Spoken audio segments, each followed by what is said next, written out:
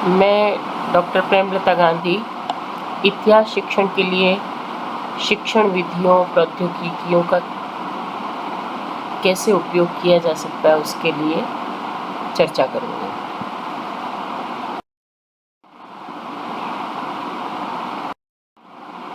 इतिहास शिक्षकों के लिए शिक्षण विधि।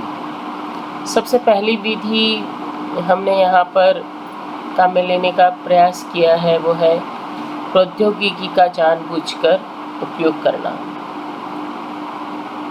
प्रौद्योगिकी का उपयोग करने से समय की बचत हो जाती है और जीवनचर्या में भी कई काम आसानी से हो जाते हैं। जैसे हम पैदल चलते हैं, अच्छा है, परंतु ज़्यादा दूर तक जाना है तो वाहन का उपयोग करना ही होगा।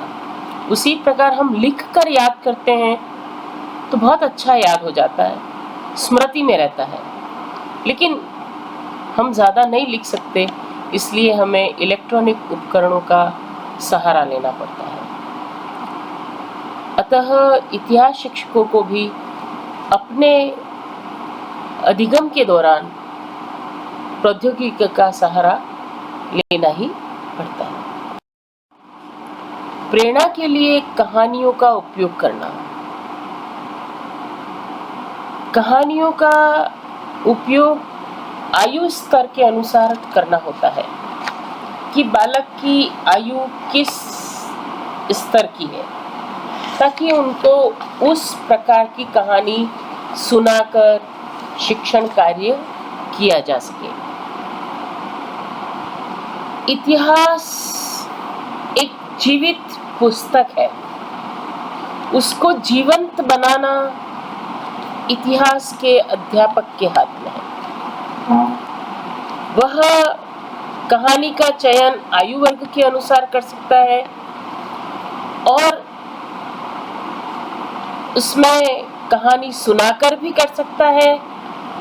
दूसरा, बड़े विद्यार्थी हैं तो वह पात्रों का चयन कर पात्र बनाकर, एक काल्पनिक पात्र बनाकर कहानी को आगे बढ़ा सकता है। इस तरह से वह बोझिल पाठ जिसको कहते हैं उसको कहानी विधि से बहुत सरल तरीके से समझा सकता है। मेमोरी ट्रिक्स का उपयोग करना। मेमोरी ट्रिक्स में बहुत सारी इतिहास की कठिन घटनाएं होती हैं। वास्को डी गामा, कोलंबस, ऐसे हमारे देश की प्राचीन घटनाएं, तो हम एक दूसरे को कोरिलेट करते हैं। भगवान राम को सब जानते हैं, लेकिन जैन धर्म के प्रथम तीर्थंकर ऋषभ देव को कम लोग जानते होंगे। तो उन्हें कोरिलेट करना कि वो दोनों सूर्यवंशी हैं। कृष्ण को सभी जानते हैं, लेकिन 23वें पारशनाथ हुए, उनके पहले नेमिनाथ हैं। उनको याद करने के लिए फिर कोरिलेट करना पड़ेगा कि कृष्ण के चचेरे भाई ही तीर्थंकर नेमिनाथ हैं। तो इस तरह से मेमोरी ट्रिक्स का उपयोग कर इतिहास को बहुत सरल बनाकर पढ़ाया जा सकता है। व्यक्तिगत पर ध्यान दें।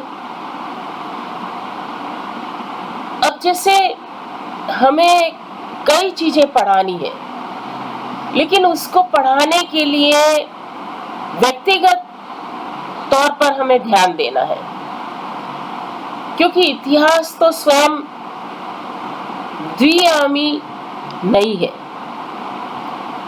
इसलिए छात्रों को पाठ्य पुस्तक सामग्री के पूरक के लिए उनके व्यक्तिगत जानकारी के द्वारा फिर उसको आगे बढ़ाकर पाठ का विकास किया जा सकता है। स्थूल प्रवृत्तियों और विचारों पर जोर देना चाहिए। जैसे कि इनके कई सारी चीजें हैं, स्थूल प्रवृत्तियां, क्योंकि इतिहास स्वयं कार्यों और विचारों का ही लेखा जोखा है। जिस प्रकार से साहित्य में भावनाएं और कल्पनाएं कई सारी चीजें जोड़ी जाती हैं, इसी तरीके से इतिहास में सभ्यता और संस्कृति जोड़ी जाती है। छठा बिंदु है छात्रों की ऐतिहासिक भूमिका निभाने पर विचार। इतिहास पढ़ाने के लिए ऐतिहासिक भूमिका भी निभा सकते हैं और उदाहरण द्वारा भी समझाया जा सकता है। जैसे हमें समझाना है द्वितीय विश्व युद्ध के बाद की स्थितियां, तो उसमें हम समझाना पड़ेगा रूजवेल्ट और चर्चिल की आपस में किस तरह से बात हुई और वो काल्पनिक बहस किस प्रकार की हो सकती है। ऐसी वर्तमान परिप्रेक्ष्य में भी हम उनको उदाहरण देके समझाएंगे कि हमारे प्रधानमंत्री नरेंद्र मोदी जी और अमेरिका के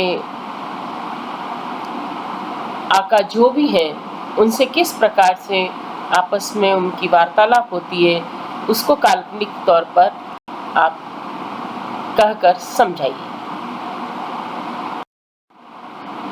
जटिल विचारों के साथ छात्रों को प्रयोग करने में मदद करने के लिए वीडियो गेम का उपयोग करें। बच्चे कई तरह के वीडियो गेम बना सकते हैं, उसके आधार पर वह अपना पाठ आराम से पढ़ा सकते हैं।